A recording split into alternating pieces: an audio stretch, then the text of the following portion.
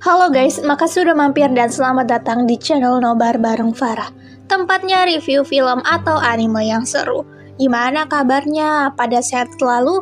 Kali ini kita akan mereview anime movie berjudul Natsue Tunnel no Sayonara no Deguchi. Bercerita tentang rumor terowongan yang bisa mengabulkan permintaan. Namun sebagai gantinya, kamu akan menua 100 tahun. Waduh, 100 tahun masih hidup gak tuh? Oke lah, daripada kelamaan, mending kita langsung masuk ke inti videonya. Anime ini difokuskan kepada seorang cowok SMA pemurung bernama Kaoru. Di tengah hujan, dia pulang dari sekolah dan menemukan seorang cewek yang duduk di stasiun sendirian. Cewek itu menggenggam erat tas yang dia bawa. Ternyata kereta yang mereka tunggu mengalami kecelakaan setelah menabrak rusa. Kereta berikutnya bakal muncul 30 menit lebih lama. Kaoru kasih payungnya dan cewek itu nolak dengan judes. Gak perlu. Gak apa-apa, rumah aku deket dari stasiun kok. Takut orang tua kamu khawatir. Namun cewek itu malah mengatakan kalau dia gak ada orang tua. Dan secara mengejutkan Kaoru malah bilang, ih enaknya. Kaget dong cewek itu. Akhirnya cewek itu mau menerima payung dari Kaoru. Namun dia meminta tukaran kontak sama Kaoru. Dia bakal balikin payungnya nanti. Ternyata cewek itu bernama Anzu. Di keesokan harinya, Kaoru sekolah seperti biasa. Ternyata di kelasnya ada murid baru yang gak lain adalah Anzu. Baru perkenalan aja Anzu nih kelihatan sombong banget dan gak mau nyapa temen-temennya. Namun dia malah jalan ke arah Kaoru mengatakan kalau dia bakal balikin payungnya besok. Lagi-lagi, di setiap jam pelajaran ada beberapa siswa yang mendekatinya. Namun Anzu ini masih saja nggak peduli dan membalas ucapan siswa yang mengajaknya mengobrol itu dengan dingin. Hingga ada satu preman cewek kelas itu yang nggak suka sama sikap Anzu. Dia bernama Kawasaki. Kawasaki langsung mengambil mangga Anzu dan membuangnya ke lantai. Anzu yang nggak terima langsung memukul Kawasaki hingga mimisan. Langsung heboh tuh satu kelas. Di malam hari, Kaoru terbangun setelah mendengar suara barang pecah. Ternyata itu adalah ayahnya yang sedang mabuk dan marah-marah. Ayah langsung menjambak Kaoru dan membentaknya. Kamu penyebab semua masalah ini, kamu yang membunuh Keron. Karena syok, Kaoru segera berlari keluar rumah. Sampai di rel kereta dia mulai tenang dan jalan tidak menentu. Hingga ada kereta yang meluncur di belakangnya. Untungnya Kaoru bisa melompat ke samping dan terperosok jatuh. Kaoru melangkah dan menemukan gua berbentuk segitiga. Dia masuk. Lantai gua itu dipenuhi dengan air semata kaki dan di air itu ada banyak sekali daun maple yang bersinar. Dia terus masuk dan melangkah melewati deretan pohon maple yang bersinar hingga dia berhenti setelah menemukan sepatu kecil bertuliskan Karen. Tangannya bergetar. Tak lama kemudian ada burung beo yang terbang dan hinggap di tangannya. Burung beo itu bernyanyi. Kaoru tahu jelas itu adalah nyanyian yang dia buat dengan mendiang adiknya dulu. Dan dia juga tahu jelas burung beo itu miliknya yang udah mati. Dia mulai ketakutan dan berlari keluar. Kaoru langsung pulang dan masuk ke kamarnya. Tiba-tiba saja ayahnya masuk dan memeluknya. Dia meminta maaf atas kejadian dia mabuk waktu itu. Dia juga memohon supaya Kaoru jangan kabur lagi. Hah? Kabur? Aku cuma keluar sebentar doang kok. Ternyata yang sebenarnya terjadi adalah Kaoru sudah hilang selama 1 minggu. Kaoru balik ke sekolah. Dia menggunakan alasan demam karena nggak masuk selama 1 minggu kemarin. Dan di pulang sekolah, Kaoru balik lagi ke tempat terowongan Urashima. Dia masuk dan baru beberapa langkah dia menyadari ternyata Anzu mengikutinya dan ada di sana. Dia langsung berbalik dan berlari dan menarik tangan Anzu untuk segera keluar dari sini. Ternyata langit sudah gelap. Anzu mengambil kesimpulan. Di dalam terowongan dan di luar ada perbedaan waktu. Padahal mereka hanya masuk beberapa detik, namun di luar sudah lewat 5 jam. Ini adalah terowongan Urashima yang mengabulkan permintaan. Kita rahasiakan ini dan kita harus menyelidikinya lebih lanjut. Mereka kembali bertemu di persimpangan kereta api setelah pulang sekolah. Pertama-tama mereka akan mencari tahu titik perbedaan waktu itu. Dengan menggunakan telepon sebagai alat penghubung, Kaoru masuk ke dalam dan Anzu menunggu di luar. Kaoru terus masuk dan panggilan masih terus terhubung hingga dia melewati satu pohon maple, panggilan itu terputus. Dia langsung berlari keluar. Besoknya lagi mereka kembali ke sana. Kali ini Kaoru harus berlari 3 detik di pohon maple dan langsung kembali. Anzu mengambil kesimpulan 3 detik sama dengan 2 jam. 30 detik sama dengan 20 jam. 1 jam sama dengan 100 hari dan 1 hari sama dengan 6,5 tahun. Mereka mencoba cara lain dengan mengirim pesan. Kaoru mengirim pesan dengan cepat di dalam terowongan, namun Anzu yang di luar menerima pesan itu sesuai perbedaan waktu di luar. Mereka juga mencoba mencari ujung terowongan itu dari atas bukit, namun hasilnya nihil. Dan kali ini mereka berdua akan mencoba masuk dan hanya Kaoru lah yang melewati pohon maple. Kaoru baru masuk beberapa detik dan saat dia menoleh, dia melihat Anzu yang bergerak ke sana kemari dengan kecepatan kilat. Kaoru segera kembali, Anzu tengah jongkok dengan ketakutan. Ternyata dia telah menunggu selama 7 jam, mereka akhirnya pulang. Dan di malam hari, Anzu mengirimkan pesan. Bukan pesan tentang penyelidikan mereka di terowongan, namun Anzu malah mengajaknya OTW keluar besok. Ternyata Anzu mengajak Kaoru ke akuarium. Lihat-lihat ikan tuh di sana. Di sana Kaoru menceritakan tentang adiknya yang bernama Karen. Karen ini sangat perhatian dengan keluarganya. Keluarganya dulu juga sangat harmonis. Hingga di suatu saat Kaoru dan Karen ini bertengkar. Karen ini sengaja mau nyari kumbang kesukaan kakaknya buat kasih ke Kaoru. Dia nekat manjat pohon dan mati karena jatuh. Akibat kejadian itu, ibunya pergi dari rumah dan ayahnya selalu menyalahkan Kaoru atas semua yang terjadi. Dia ingin mengembalikan Karen. Dia ingin masuk ke terowongan Urashima dan membawa Karen kembali ke dunia ini. Anzu terkejut mendengar itu. Namun dia juga akan masuk ke sana karena dia juga menginginkan sesuatu dari terowongan itu.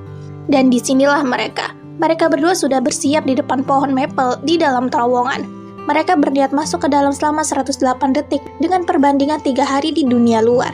Mereka berlari masuk, Kaoru sudah mengingatkan waktunya sudah habis. Namun Anzu tidak berhenti, hingga dia menemukan tumpukan kertas dan memungutnya. Kaoru mulai ketakutan, dia memaksa Anzu kembali. Namun Anzu masih terus memungut kertas-kertas itu. Kaoru membantunya, dan mereka berdua berlari keluar terowongan. Di luar hujan, dan udah jam 4 pagi. Kaoru udah gak bisa balik karena takut kena marah bapaknya. Anzu mengajaknya ke rumah, lagian di rumah Anzu gak ada siapa-siapa. Di sana Kaoru menemukan banyak sekali manga. Ternyata kertas-kertas tadi adalah kertas manga pertama yang digambar Anzu. Kertas yang sangat berharga yang menghubungkan dirinya dan kakeknya. Jadi kakeknya Anzu ini adalah mangaka, namun dia selalu gagal. Bahkan meminjam duit bapaknya Anzu. Orang tua Anzu ini jadi kayak benci banget karena menurutnya jadi mangaka itu nggak ada manfaatnya. Kakeknya meninggal setelah mendengar keinginan Anzu yang ingin menjadi mangaka. Orang tuanya langsung marah dan membuang kertas manga pertama yang dia buat.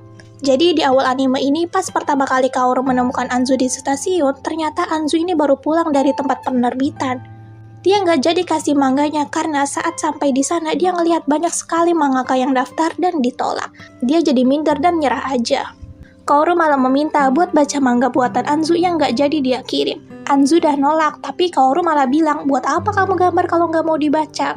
Setelah dibaca, Kaoru berkomentar kalau manga yang dibuat Anzu ini bagus, dari plotnya dan lain-lain. Dia bahkan meminta izin buat baca ulang. Kaoru nyuruh Anzu buat ngirim aja tuh. Mangga, kamu nggak tahu kalau nggak dikirim kan? Anzu jelas nolak, mana mungkin, aku cuman kutu. Bakatku nggak seberapa, jadi aku mau masuk ke terowongan Urashima untuk mendapatkan bakat yang unik yang tidak dimiliki orang-orang. Dengan begitu, aku bisa masuk ke industri manga. Di libur musim panas, mereka ketemuan di festival kembang api. Mereka sudah sepakat bakal masuk ke terowongan di tanggal 2 Agustus. Itu adalah tanggal kematian Karen. Mereka akan terus masuk sampai menemukan Karen dan menemukan bakat Anzu. Nggak peduli mau itu 100 tahun ataupun 1000 tahun. Mereka berdua pulang dan Kaoru juga pulang ke rumahnya. Namun dia terkejut setelah menemukan ada wanita di rumahnya. Dan tengah berbincang dengan ayahnya. Ayah langsung kenalin wanita itu dan dia bakal jadi ibu barunya Kaoru. Kaoru langsung kena serangan panik. Dia melihat dupa adiknya dari jauh. Dia makin ketakutan dan muntah di sana. Bapaknya langsung marahin dia dan Kaoru berjalan linglung masuk ke kamarnya. Dia ketiduran di lantai dan terbangun setelah mendapatkan pesan ketemuan oleh Anzu. Mereka ada di kafe. Di sana Anzu menceritakan kalau dia melakukan saran dari Kaoru dan kembali mengirim mangganya. Dia nggak berharap lebih, namun ternyata mangganya ini dilirik dan pihak penerbitan itu mau bekerja sama lebih lanjut. Kaoru nggak bisa ngapa-ngapain dong, walau gitu dia nampak sedih. Ya sudah, kita undur aja tanggalnya. Anzu langsung marah, aku mau ke sana, aku mau masuk ke terowongan itu. Kini Anzu pun menjadi serba salah. Mereka pulang dan menunggu kereta di stasiun. Hal yang sama pun terjadi. Kereta mengalami kecelakaan karena menabrak rusa dan akan muncul 30 menit lagi. Kaoru di sana mengambil bunga matahari. Dia memberikannya kepada Anzu sambil mengucapkan percakapan awal mereka bertemu. Mereka pun tertawa bersama. Di tanggal 2 Agustus, Anzu sudah mengirimkan Kaoru pesan, namun Kaoru tidak menjawab. Dia mendatangi rumah Kaoru dan hanya menemukan ayahnya yang mengatakan Kaoru udah kabur dari 2 hari yang lalu. Anzu kaget, dia tahu Kaoru pergi kemana. Sesampainya di depan terowongan, dia baru mendapatkan pesan dari Kaoru. Ternyata itu adalah pesan Kaoru yang dia tulis di dalam terowongan dan baru masuk 2 hari kemudian. Kaoru ini bilang kalau Anzu itu nggak boleh masuk ke sana. Terowongan Urashima hanya bisa mengabulkan hal yang sudah hilang. Jadi hal seperti bakat gak mungkin bisa Anzu temukan di sana. Dia ingin Anzu terus berkarir dengan bakat alaminya. Dan di saat dia keluar dari terowongan, entah itu 1000 tahun kemudian, dia bakal mencari karya manga Anzu dan membacanya. Kaoru ini bahkan sengaja membuang ponselnya di awal masuk terowongan itu. Dan disinilah Kaoru. Dia masih terus masuk. Dia menemukan keharmonisan orang tuanya, namun dia melewati itu. Dia hanya akan mencari Karen di sini. Anzu yang ada di luar itu ternyata sangat marah. Dia menyimpan SMS ke Kaoru, dia benar-benar kecewa ditinggalin sendiri. Balik lagi ke Kaoru, dia melihat jam, ternyata dia udah jalan selama 14 jam. Di dalam terowongan itu, artinya sudah 4 tahun berlalu di luar. Dia mulai kelelahan dan saat itu juga dia menemukan cahaya. Dia kembali berlari, di sana ada sebuah pintu. Kaoru masuk ke sana dan terbangun dengan tubuh yang kecil. Dia juga melihat ada Karen yang datang membawakannya jus. Kaoru bingung ini mimpi atau ingatan masa lalunya. Namun setelah ngaca, Kaoru ini terkejut dan bangun. Kini tubuhnya kembali seperti anak remaja. Dia juga menemukan ponsel yang sebelumnya dia buang. Kini ada di atas meja. Banyak sekali pesan dari Anzu yang baru masuk. Ternyata, dalam tahun-tahun yang lalu, Anzu terus mengirimkannya pesan. Aku udah lulus SMA nih, aku dapat penghargaan manga. Mangaku udah kecetak 4 volume nih. Bahkan dirinya yang selalu menunggu Kaoru sampai saat ini. Karen kembali masuk ke ruangan itu. Karen di sana tahu kalau kakaknya ini sangat menyukainya. Namun Karen juga berharap kakaknya bertemu dengan orang yang dia cintai. Karen akan senang bila melihat hal itu terjadi. Saat itu juga Kaoru pun sadar. Dia membulatkan tekad hal yang diinginkan dirinya yang sebenarnya. Dia akhirnya berpamitan dengan Karen dan melangkah keluar dari pintu itu. Dia berlari sambil membalaskan pesan. Dia berlari sambil terus memanggil nama Anzu. Dan disinilah Anzu. Dia sudah bekerja menjadi mangaka, bahkan punya asisten. Walau zaman dah berubah, dia masih menyimpan ponsel jadulnya dengan harapan Kaoru bakal membalas pesannya. Ternyata beberapa hari terakhir, performa Anzu ini sedikit menurun. Editor bahkan menyuruh dirinya hiatus sementara. Mungkin ini gara-gara dia dah mulai sampai pada batasnya nungguin Kaoru yang gak balik-balik. Dia duduk di stasiun sambil bawa payung dari Kaoru dulu. Stasiun itu mengumumkan kalau kereta mengalami kecelakaan karena menabrak rusa dan akan kembali muncul 30 menit kemudian. Hal yang sama, dan Anzu pun menangis karena kembali mengikat saat pertemuan pertamanya dengan Kaoru. Hingga tiba-tiba saja dia mendapatkan pesan di HP jadulnya itu. Itu adalah pesan dari Kaoru dan saat dibuka di sana tertulis aku mencintaimu. Anzu langsung terkejut dan berlari, kemudian masuk ke dalam terowongan itu. Dia menemukan Kaoru yang pingsan di sana karena kelelahan. Mereka saling mengungkapkan perasaan dan Kaoru juga minta maaf karena membuat Anzu menunggu begitu lama. Dan saat mereka keluar, ternyata sudah lewat 13 tahun sejak Kaoru masuk ke terowongan itu. Jadi gini maksudnya, Anzu itu udah nungguin Kaoru selama 8 tahun dan menjemput Kaoru yang pingsan itu.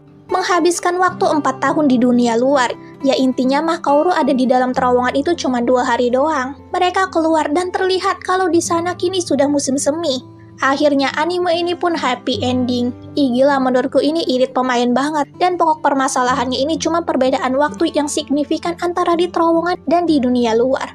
Gue respect banget buat Anzu yang rela nungguin 8 tahun. Gue sih ogah. Mending cari cowok lain. Kalaupun gue emang bucin ya gue pasti bakal nekat nyusulin Kaoru masuk ke terowongan. Gak perlu nunggu dapet SMS dulu. Pokoknya gitu deh. Oh iya, buat kalian yang nanya artinya Anzu ini gagal dong buat bawa adiknya balik. Jadi menurut apa yang aku serap setelah ketemu dengan sang adik dan tahu kalau adiknya itu pengen kakaknya bahagia dengan orang yang dia cintai, Kaoru ini pun jadi sadar keinginan yang sebenarnya. Dia ini bukan pengen ketemu adiknya, namun dia pengen ketemu sama Anzu. Karena itu juga ponsel yang seharusnya udah dibuang di awal masuk terowongan bisa ada di atas meja. Dan menampilkan pesan dari Anzu yang nungguin dia dari beberapa tahun yang lalu. Makasih yang udah nonton sampai akhir, jangan lupa kasih subscribe dan share juga yuk. Sampai jumpa di video yang lainnya, bye-bye.